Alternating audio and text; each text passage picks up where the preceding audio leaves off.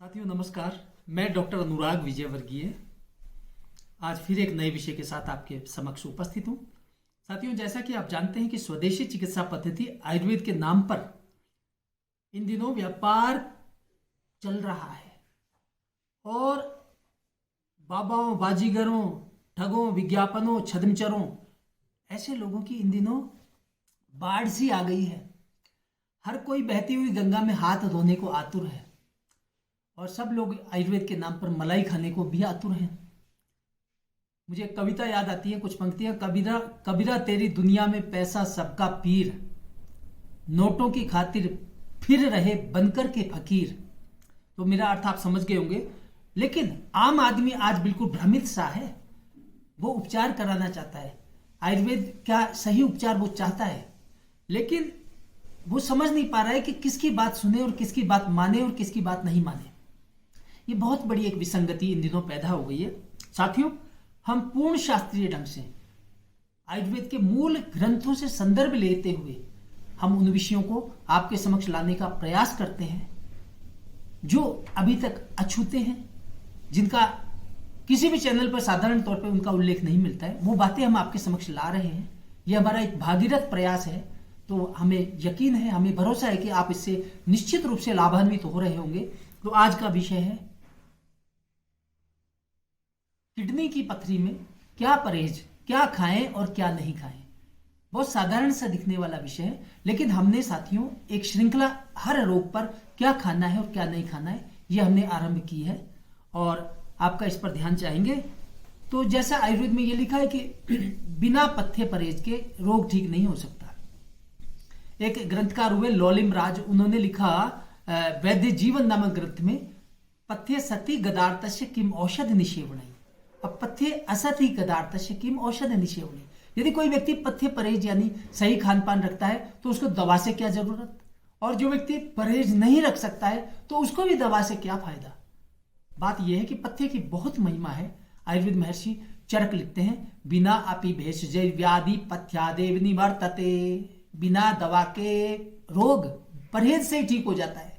बिना अपि भेषज व्याधि पथ्यादेव निवर्तते, नैतु पथ्य विहीनस्य भेषजानाम शतैरपि। 100 दवाई कर लो लेकिन कोई पथ्य नहीं रखता तो उसका इलाज नहीं है, ऐसा चरक संहिता में लिखा है। ऐसा ही माधव चिकित्सा में भी लिखा है। आयुर्वेद के महर्षियों ने इस बात को बार बार बताया कि पथ्य परहेज रखना बहुत जरूरी है। तो हम मूल विषय पर आते हैं।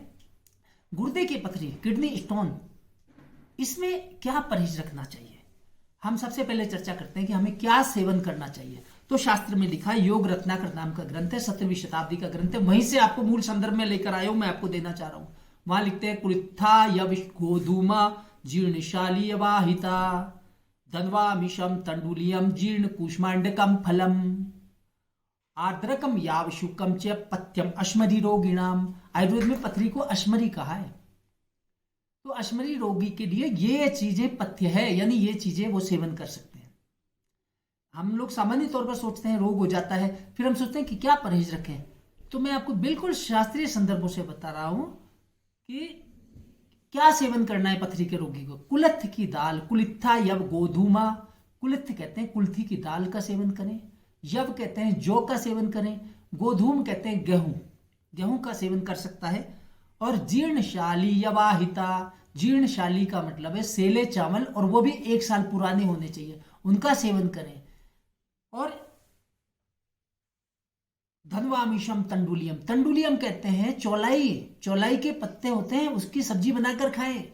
चौलाई हरी ग्रीन वेजिटेबल है, तंडुलियम कहा है उसको आयुर्वेद में। जीर्ण कूष्मांडकम फलम, और ये जो कद्दू का फल होता है, कोड़े का फल होता है, पुराना कोड़ा, पुराना, उसका सेवन करना हितकर बताया है। इसके अलावा अगली पंक्ति में बोलते हैं महर्षि, आर्द्रकम यावशुकंच पथ्यम अश्मरी रोगिणाम, और अदरक का सेवन नियमित रूप से ऐसे रोगी को करते रहना चाहिए, उससे पथरियां टूट करके बाहर हो जाती हैं। अब हम बात करते हैं कि क्या सेवन नहीं करना है। सेवन नहीं करने की बात करें पथरी के रोगी को, तो उसमें मूत्रस्य शुक्रस्य चेवेगम अम्लम विष्टम विरूक्षम गुरुचान्यपानम वृद्धम अन्नाश्मरीमान विवर्जेत सततम अप्रमत्त है। ये भेषज रत्नावली नामक ग्रंथ से मैं बता रहा हूं आपको। उन्होंने लिखा कि इन चीजों का सेवन नहीं करना चाहिए। जो व्यक्ति पथरी रोग से पीड़ित है, जिसको गुर्दे में पथरी हो गई है, तो उसको क्या करना है, ये चीजें सेवन नहीं करनी है। वो लिखते हैं मूत्रस्य शुक्रस्य च वेगम अम्लम। इसका मतलब हुआ कि मूत्र का और वीर्य के वेग को रोकना नहीं। ये शुक्राश्मरी रोग और बताया, उसके संदर्भ में भी बताई गई है। वेगम अम्लम, इनका वेग नहीं रोकना, मूत्र का वेग नहीं रोकना। अम्ल यानी खट्टी चीजें नहीं खाना। विष्टम्बी यानी जो पचने में भारी हैं, उनका सेवन नहीं करना। जैसे अनेक प्रकार के फास्ट फूड हैं, अनेक प्रकार के गरिष्ठ भोजन है, मिठाइयां हैं, इनका सेवन नहीं करना। विष्टम्बी रूक्षम, रूखी चीजों का ज्यादा सेवन नहीं करना चाहिए। गुरु चान्न पानम, ऐसी चीजें ना तो खानी है ना पीनी है। गुरु का मतलब है जो पचने में भारी है। इसलिए हम बार बार ये कहते हैं कि पथरी के रोगियों को लघु एवं सुपाच्य भोजन ही ग्रहण करना चाहिए। विरुद्ध मन्नम अन्नाश्मरी मान है, विरुद्ध अन्न यानी विरोधी चीजों का सेवन नहीं करना चाहिए। जैसे आप जो है रात को सत्तू मत खाइए, दही को गर्म करके मत खाइए, विरुद्ध अन्न है ना। इसके अलावा जो है दही और मूली का सेवन नहीं करें, ये विरोधी अन्न है। शहद और घी का बराबर मात्रा में सेवन नहीं करें, इनको निरंतर इसका छोड़ देना चाहिए, ये आयुर्वेद के महर्षियों ने कहा। इसके अलावा आज मैं आपको ये भी बता देता हूं कि एक लोक कहावत बताई है, उसमें भी पथरी का बिल्कुल स्पष्ट शब्दों में बताया है कि ऐसा आहार सेवन करेंगे तो आपकी पथरी 30 दिनों में ही खत्म हो जाएगी। तो मैं आपको बता देता हूं, खीरा प्याज खरबूज का खावे नित्य सलाद, गुर्दे की पथरी खत्म 30 दिनों के बाद। खीरे का, प्याज का और खरबूजे का जो सलाद का सेवन नियमित रूप से करता है, 30 दिनों के अंदर उसकी पथरियां समाप्त हो जाएंगी। तो साथियों, मैं आज का मेरा विषय यही विराम देता हूं। अगली बार फिर किसी नए रोग के साथ उसके पथ्य परहेज के बारे में फिर चर्चा करेंगे। और तब तक के लिए मैं आपको ये बता देना चाहूंगा कि इस रोग के बारे में और अधिक जानकारी यदि आप चाहते हैं तो मेरे द्वारा लिखित और महामहिम राष्ट्रपति महोदय के कर कमलों से राष्ट्रीय पुरस्कार प्राप्त यह पुस्तक पढ़ सकते हैं आप, जीवन शैली के रोग और आयुर्वेद। यह पुस्तक राष्ट्रीय पुरस्कार प्राप्त है, तो आप इसको देख सकते हैं। मैं इसका लिंक आपको दे दूंगा। और विशेष बात, जिन रोगियों को ऑपरेशन बता दिया गया है पथरी के लिए, तो वो इससे भी एक किताब और बेहतर पुस्तक है, उसका नाम है सर्जरी से पहले आयुर्वेद आजमाएं। ये भी मेरे द्वारा लिखित पुस्तक है, आप इसका भी अध्ययन कर सकते हैं। और अब ध्यान दीजिए, बाबाओं, बाजीगरों, लालाओं, चेलाओं, ठगों, विज्ञापनों और छद्मचरों, आयुर्वेद में इनका वर्णन किया गया। आयुर्वेद के ग्रंथों में भी बताया है। हर कालखंड में छद्मचर वैद्य भी रहे, उन सबसे बचिए और अच्छे आयुर्वेद विशेषज्ञों की सलाह लीजिए, उनसे उपचार कराइए और अपना जीवन सफल बनाइए। जीवे में शरदे शतम, पश्चिम में सरदे शतम। जय धन्वंतरी, जय आयुर्वेद।